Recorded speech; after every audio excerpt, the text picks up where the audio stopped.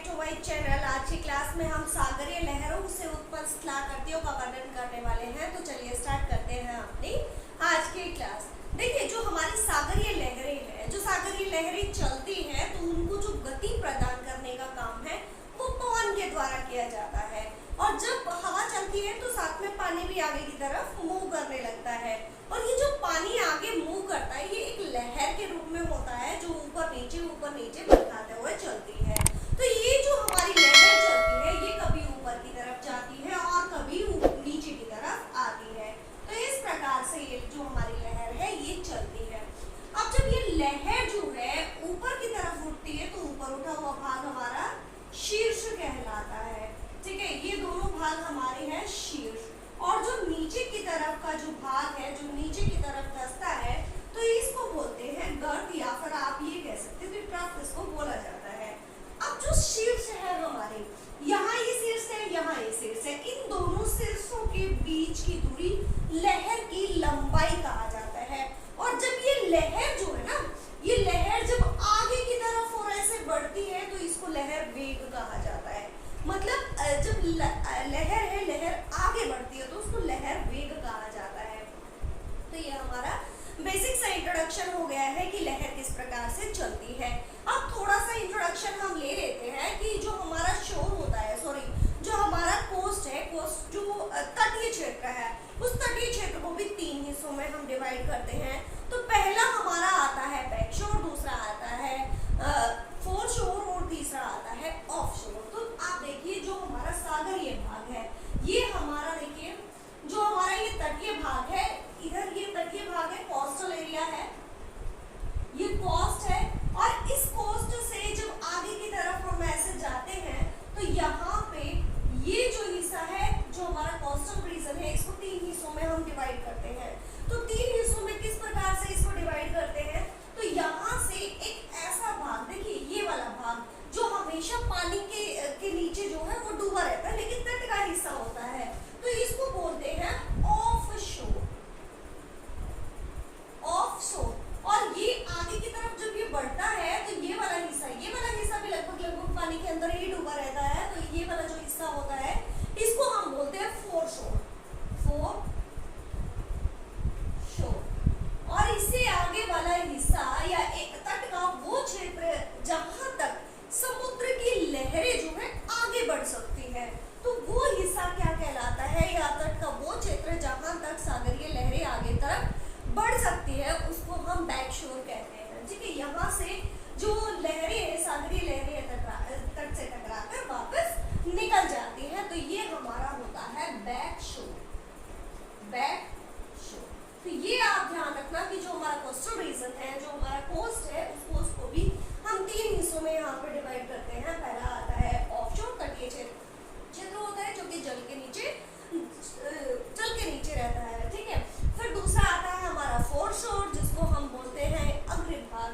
तो ये वाला हिस्सा भी हमारा लगभग पानी के नीचे ही रहता है, और वो क्षेत्र जहाँ पे लहरें टकराकर वापस चली जाती है उसको बैक शोर कहा जाता है। तो ये चीजें आपको ध्यान रखनी है। अब हमारा आता है सर्फ। सर्फ बहुत बार सर्फ वर्ड ले लिया जाता है। तो ये सर्फ क्या है, तो हमारी जो लहर है, जब वो लहर टूट जाती है, या आप ये कह सकते हो कि टूटी हुई जल की लहर क्या कहलाती है, सर्फ कहलाती है, या श्वास भी इसको कहते हैं। ठीक है, अब जो हमारी लहरें हैं, ये लहरें कितने प्रकार की है, तो हमारी जो लहरें होती है ये 2 प्रकार की होती है। 2 प्रकार की कौन कौन सी, एक तो लहर होती है हमारी दोलायमान, मतलब वेव ऑफ ऑसिलेशन।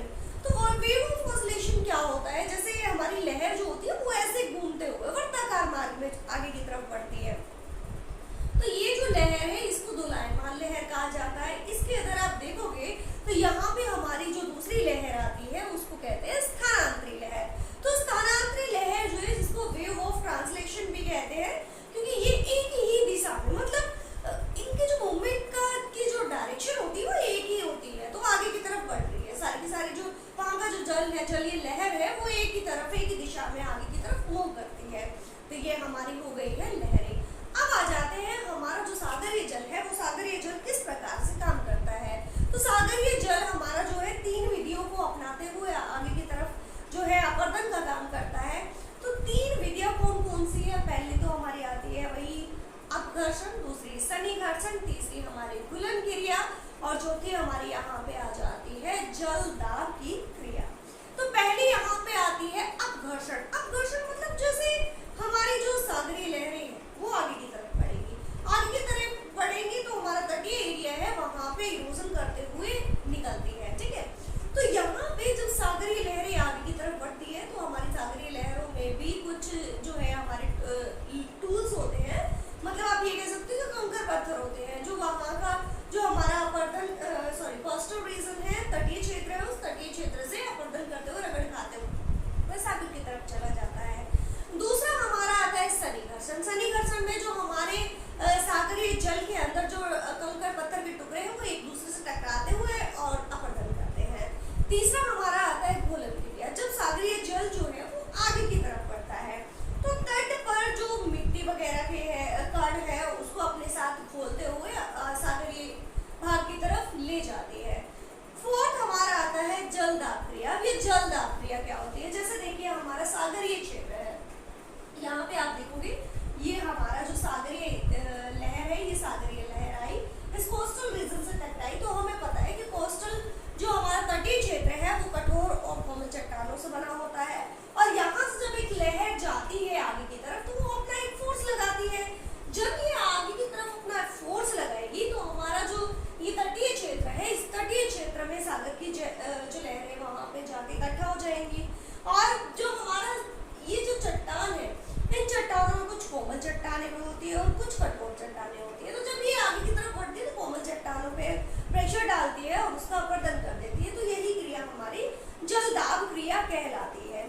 अब जलदाब क्रिया के बाद बात करते हैं हमारी लैंड फॉर्म्स की या टोपोग्राफी की। तो कितनी प्रकार की टोपोग्राफी जो है यहाँ पे समुद्री लहरें बनाती है। तो सागरीय लहरें जो है वो दो प्रकार की स्थलाकृतियों का निर्माण करती है। तो पहले जो हमारी स्थलाकृति आती है वहीं से अपरदनात्मक या अपरदन से बनने वाली स्थलाकृतियां।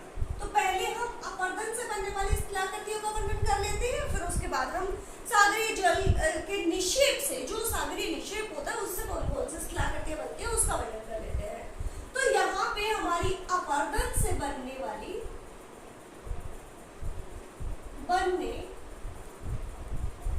स्थलाकृतियां।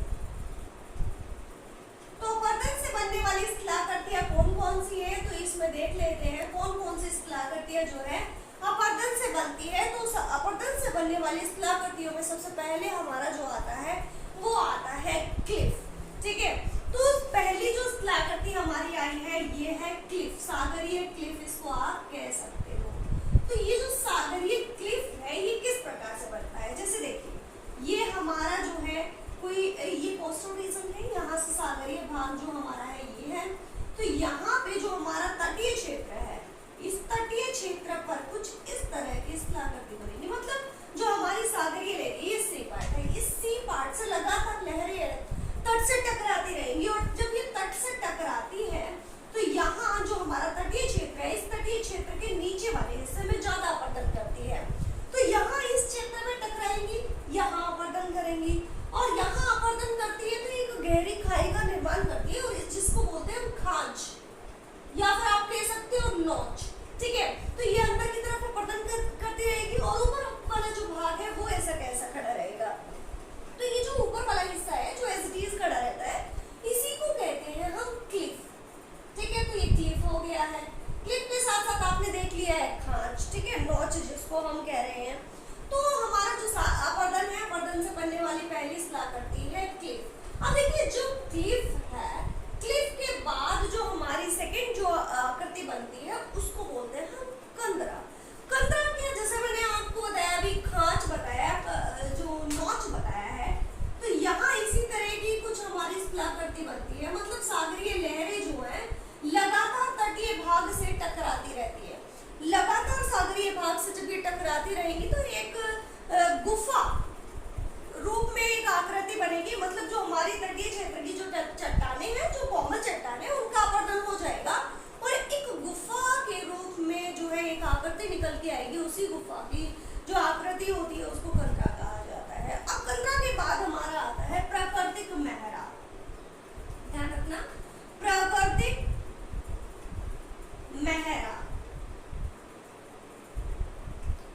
ये प्राकृतिक मेहराब कैसे बनता है? देखिए, जो हमारा यहाँ पे तटीय हिस्सा है, इस तटीय क्षेत्र के साथ साथ ये हमारा जो है तटीय क्षेत्र है, इस तटीय क्षेत्र के साथ साथ यहाँ पे कुछ इस प्रकार की आकृति बनाए। तो ये आकृति कैसी होती है? ये हमारी मेहराब की आकृति होगी। मतलब यहाँ से कोई एक कंदरा बन गई है और पीछे से भी कंदरा बन गई है, और ये कंदरा जो है बहुत बड़ी हो गई है, और बड़ी होने के बाद मिल गई है। तो यहाँ पे जो सागरीय जल है वो एक दूसरे के आर पार निकल सकता है। मतलब यहाँ का जो ये जल है ये उधर जा सकता है, तो आर पार यहाँ पे जल का जो है आवाजाही हो सकती है, और यहाँ ऊपर एक पुल नुमा आकृति बन जाती है। तो ये नीचे वाली जो ये आकृति है इसी को बोलते हैं मेहराब। ठीक है, अब मेहराब के साथ साथ पुल देख लीजिए। जब मेहराब बनता है, पहली आकृति बनती है मेहराब, और मेहराब के साथ साथ जो ऊपर वाला हिस्सा है ये देखने पर एक नदी पुल की तरह का दिखता है, और यही जो पुल की आकृति होती है इसको बोला जाता है प्राकृतिक पुल। प्राकृतिक पुल, ठीक है। तो ये यहाँ पे हमारी जो फोर्थ आकृति बनती है इसको हम बोलते हैं प्राकृतिक पुल। आपको ध्यान रखना है, पहले मेहराब बनता है, फिर प्राकृतिक पुल बनता है। अब जैसे प्राकृतिक पुल बनता है, तो यहाँ पे देखिए जो हमारी अभी मैंने आपको आकृति बताई, तो यहाँ पे ये हमारा तटीय क्षेत्र है। इस तटीय क्षेत्र पर मेहराब मैंने बताया कुछ इस प्रकार से। जब ये मेहराब का ऊपरी छत जो है ये टूट जाए, जब ये छत टूट जाती है, तो यहाँ पे एक स्तंभ की तरह खड़ा एक भाग जो है वो रह जाता है, और ये जो स्तंभ की तरह खड़ा हुआ भाग है इसी को बोला जाता है स्टैक।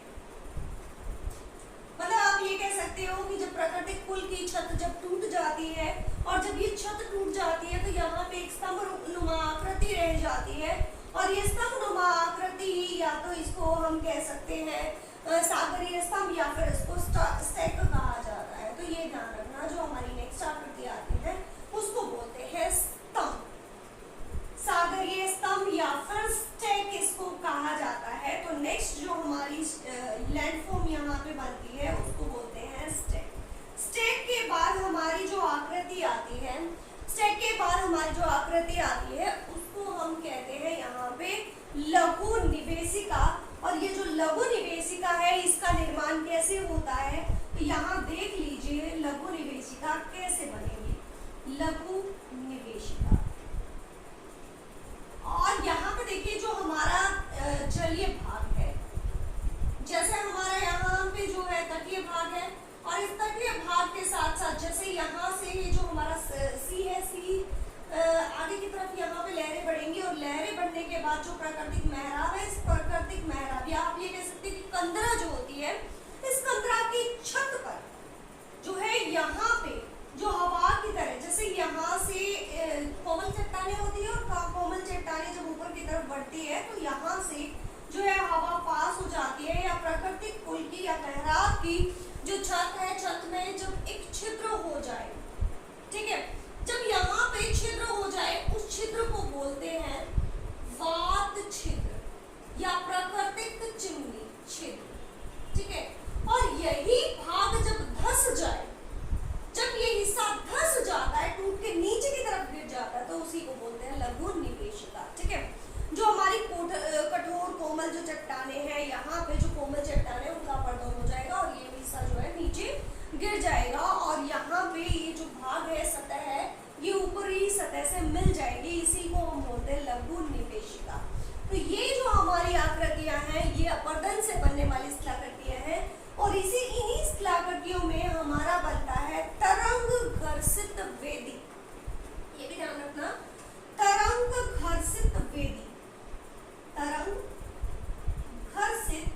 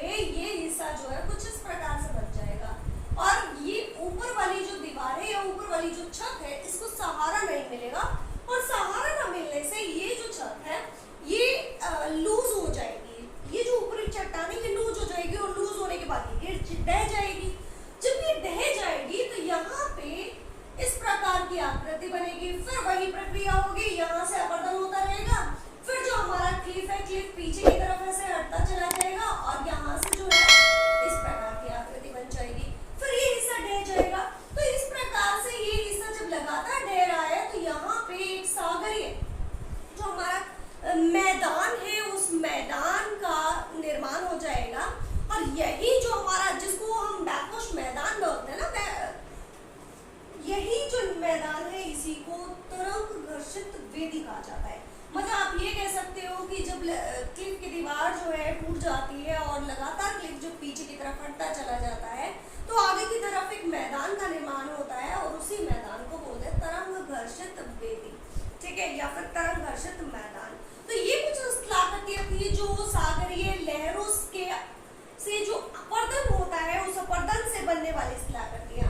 नेक्स्ट जो हमारी स्थलाकृतियां आती है, ये आती है सागरीय लहरों के द्वारा निक्षेपण से बनने वाली स्थलाकृतियां।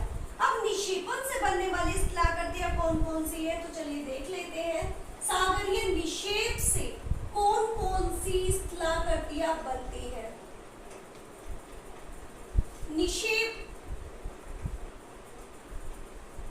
निक्षेपण द्वारा बनने वाली स्थलाकृतियां, तो निक्षेपण सागरीय जल जो है वो उससे निक्षेपण से कौन कौन से स्थलाकृतियां बनती है। तो सागरीय निक्षेप से जो हमारी स्थलाकृति बनती है उसमें सबसे पहली जो हमारी आकृति आती है, लैंडफॉर्म आती है, उसको हम बोलते हैं पुलीन या फिर बीच, ठीक है। ध्यान रखना, पुलीन या फिर इसी को कहते हैं हम बीच। अब बीच में आपने बहुत फेमस सुना होगा जुहू बीच, मुंबई, ठीक है। तो बीच क्या होता है, देखिए जो हमारा सागरीय, ये हमारा सागरीय जल है, चलिए मैं बता ही देती हूँ एक बार यहाँ अलग से बना के। जो हमारा यहाँ पे ये हमारा लैंड रीजन है, कोस्टल रीजन है, ये हमारा सागरीय भाग है।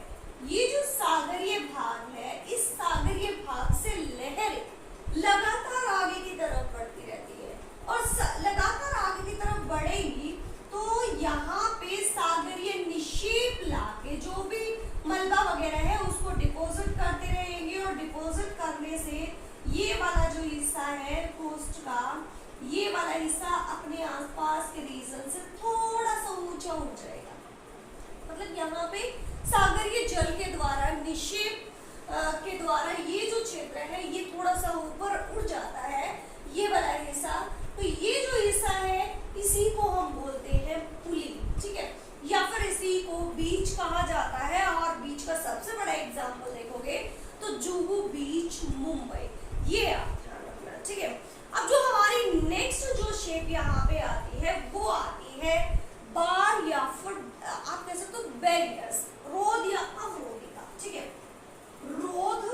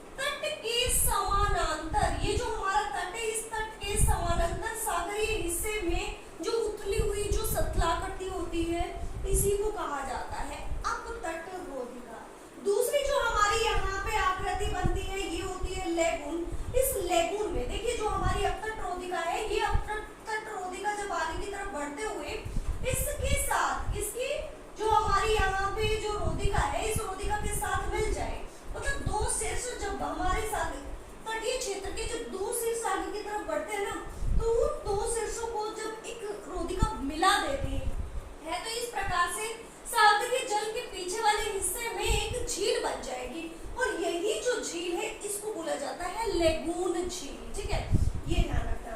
अब दूसरा हमारा आता है, जो हमारी नेक्स्ट शेप आती है वो आती है स्पिट की। अब देखिए स्पिट क्या होता है, जैसे हमारा जो बीच है या हमारा जो कोस्टल रीजन है, इस कोस्टल रीजन से आगे की तरफ जो है सागरीय हिस्से की तरफ एक जीवानुमा जो आकृति बनती है। ठीक है, जो हमारा जल स्थलीय भाग है वो जीवानुमा रूप में जब सागर की तरफ आगे बढ़ता है तो उसी को बोला जाता है स्पिट। अब जब ये स्पिट आगे की तरफ बढ़ा हुआ है तो सागरीय लहरें जो है लगातार वहां पे मूव करती रहेंगी और वेग से जब चलती हैं तो यहाँ पे जो स्पिट है, स्पिट का ऊपरी हिस्सा मतलब सागरीय हिस्सा जो है उसको थोड़ा सा झुका देती है और ये जो है वो इसके आगे वाला जो हिस्सा है वो मुड़ जाता है और जब ये मुड़ी हुई आकृति होती है वो एक हुक की तरह दिखाई देती है और इसी को कहते हैं हुक, सागरीय हुक। जब ये हुक और आगे की तरफ बढ़ जाए, जब ये आगे की तरफ बढ़ जाए और जलीय लहरें इस पे बहुत ज्यादा और दबाव डाले तो इसकी आकृति जो है और ज्यादा झुक जाएगी और झुकने के बाद इसमें बहुत सारे हुक बन जाएंगे और ये जो है हुक, इन्हीं हुकों को बोला जाता है कंपाउंड हुक। मतलब एक ही हुक में बहुत सारे हुक जब बन जाए तो उसको बोला जाता है कंपाउंड हुक। और जब ये कंपाउंड हुक, अब देखिए ये जो हुक है ये हुक आगे की तरफ बढ़ के स्थल के साथ मिल जाएगा। मतलब आप यार ये कह सकते हो कि जो हमारा द्वीप है इस द्वीप के साथ ये जो हुक है, हुकनुमा आकृति झुककर वापस स्थल के साथ मिल जाए तो उसको बोलते हैं लूप रोधिका। ये ध्यान रखना, ठीक है, लूप रोधिका। अब जो हमारा सागरीय जल की तरफ जो तटीय भाग है, या आप ये कह सकते हो कि जो हमारा तटीय भाग के शीर्षनुमा क्षेत्र है, यहाँ पे जब अवरोधिकाएं उत्पन्न हो जाए, दूसरे हिस्से में भी यहाँ पे अवरोधिका उत्पन्न हो जाए, तो जब दो अवरोधिकाओं के बीच से एक मार्ग रह जाए तो ये जो मार्ग रह जाता है इसी मार्ग को बोला जाता है ज्वारीय प्रवेश द्वार। तो ये आप ध्यान रखना। और अगर मैं यहाँ पे अवरोधिका की बात करूँ ना तो ग्रेट बैरियर रीफ जो कि विश्व की सबसे बड़ी बैरियर है, ग्रेट बैरियर रीफ, तो यहाँ पे जो अवरोधिका है, अवरोधिकाओं का सबसे बड़ा एग्जाम्पल आप ग्रेट बैरियर रीफ को देख सकते हो जो कि प्रशांत महासागर में। ठीक है, अब इन स्थलाकृतियों के अलावा यहाँ पे एक टोम्बेलो भी बन जाता है। टोम्बेलो मतलब जो हमारा सागरीय जल है, द्वीप है, जैसे हमारा सागरीय जल है ना, इस जल के द्वारा जो हमारा तटीय हिस्सा थोड़ा सा आगे की तरफ उभरा हुआ है और उसके आगे द्वीप है और उस द्वीप और सागरीय तट के बीच इन दोनों को जोड़ने का काम जो करती है अवरोधिका, उसी को बोलते हैं हम टोम्बेलो। ठीक है, तो ये हमारा हो गया है टोम्बेलो। और इसके साथ जो हमारी नेक्स्ट जो स्थलाकृति आती है सागरीय जल के, सागरीय लहरों के निक्षेपण से बनने वाली, उसको कहा जाता है कोस्टल वेटलैंड या तट क्षेत्र। तट क्षेत्र कौन सा क्षेत्र होता है? जैसे जो हमारी सागरीय लहरें हैं, जब सागरीय जल के पीछे की तरफ एक दलदली नुमा आकृति बन जाए, ठीक है, यहाँ पे कोस्टल वेटलैंड लिख ही देते हैं, तो यहाँ पे देखिए अवरोध और रोधिकाओं में हमारी कौन-कौन सी स्थलाकृतियां थी? लेगून, तट रोधिका, कंपाउंड हुक, स्पीट, टोम्बेलो, लूप रोधिका और ज्वारीय प्रवेश द्वार। ठीक है, अब जो हमारी तीसरी जो स्थलाकृति बनती है इसको हम कहते हैं कोस्टल वेटलैंड। ये कोस्टल वेटलैंड कैसे बनती है? तो हमारा जो सागरीय जल है, इस सागरीय जल से ये सागरीय तट रोधिका के पीछे वाला जो हिस्सा है, जो दलदली क्षेत्र होता है, ये जो दलदली क्षेत्र है या आप इसको कह सकते हो कि तट क्षेत्र होता है, इसी को हम कहते हैं कोस्टल वेटलैंड। कोस्टल जो तटीय आर्द्र क्षेत्र होता है और इसका सबसे बड़ा एग्जाम्पल आपको मैं बताऊं तो हमारा यहाँ पे सुंदरबन डेल्टा आपने सुना ही होगा। तो यहाँ पे जो दलदली क्षेत्र है, जो मैंग्रोव वन क्षेत्र है, इसी को कहा जाता है कौन सा? Coastal wetland. और यहाँ पे जो हमारे है मैंग्रोव वन मिलते हैं और सदाबहार वन का क्षेत्र ये जो है यहाँ पे कहलाता है, या आप ये कह सकते हो कि इस क्षेत्र में वर्षावन हमारे मिलते हैं। तो ये हमारा क्षेत्र कौन सा है, कोस्टल वेटलैंड का। तो ये हमारी सागरीय जल से बनने वाले स्थलाकृतियां, जिसमें हमने अपरदन से बनने वाली स्थलाकृतियां पढ़ी है, और दूसरा हमने यहाँ पे जो है सागरीय निषेध से बनने वाली स्थलाकृतियां पढ़ ली हैं। तो आई होप कि आपको अच्छे से समझ आया होगा। तो अगर आपको ये वीडियो अच्छा लगता है तो आप मेरे चैनल को लाइक शेयर सब्सक्राइब कर लीजिए।